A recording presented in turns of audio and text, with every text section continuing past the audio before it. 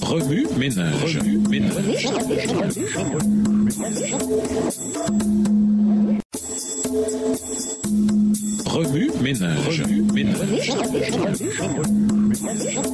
Bienvenue dans votre émission. Remue ménage. Voilà la leçon de dimanche. Intérioriser, honorer les promesses irréfléchies. Les victoires d'Israël à Jéricho et à Haï provoquèrent des remous parmi les tribus de Canaan. Il y a eu deux réactions immédiates à la menace d'invasion. Plusieurs tribus dont Hittites, les Amorites, les Périzites et les Hivites s'allièrent pour vaincre les Israélites.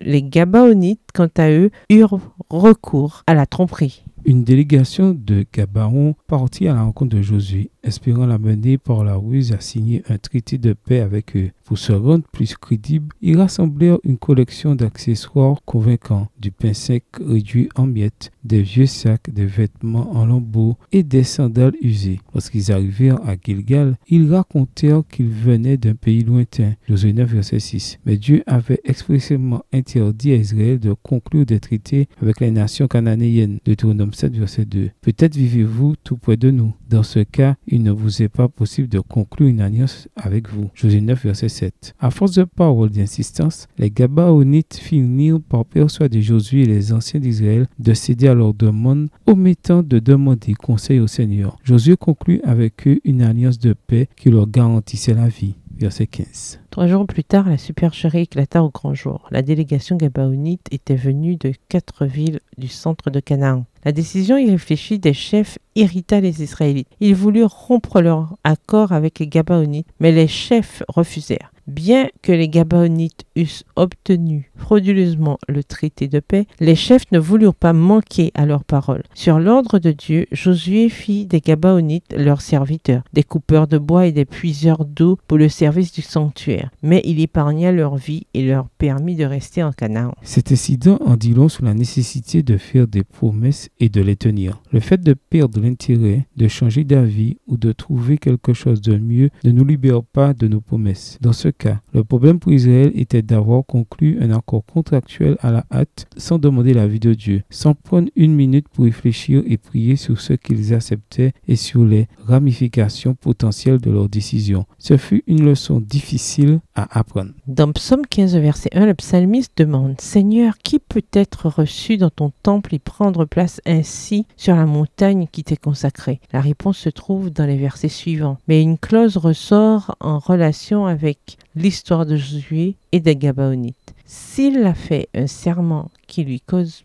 tort, il ne change pas ce qu'il a dit au verset 4. C'est une voie difficile à choisir, n'est-ce pas? Il est plus facile de changer d'avis après s'être engagé dans une certaine voie que de réfléchir à l'avance. Mais la Bible est claire, ne faites pas de promesses que vous ne pouvez pas tenir. Revenez à votre texte écrit et étudiez le passage. Encerclez les mots ou expressions où il dit « répétez ». Soulignez les mots ou expressions qui sont importants et qui signifient quelque chose pour vous. Reliez par une flèche les mots ou expressions aux autres mots, expressions associées au connexe. Quels éclairages particuliers vos notes semblent-elles indiquer dans l'ensemble? Mémorisez votre verset préféré tiré de Josué 9. Écrivez-le plusieurs fois pour vous le rappeler plus facilement. Comment pouvez-vous réagir lorsque vous êtes poussé à prendre une décision rapidement, avant même d'avoir eu le temps de demander l'avis de Dieu? Les gens ont-ils confiance aux promesses que vous faites? Pourquoi? Au revoir. Et à demain si Dieu veut.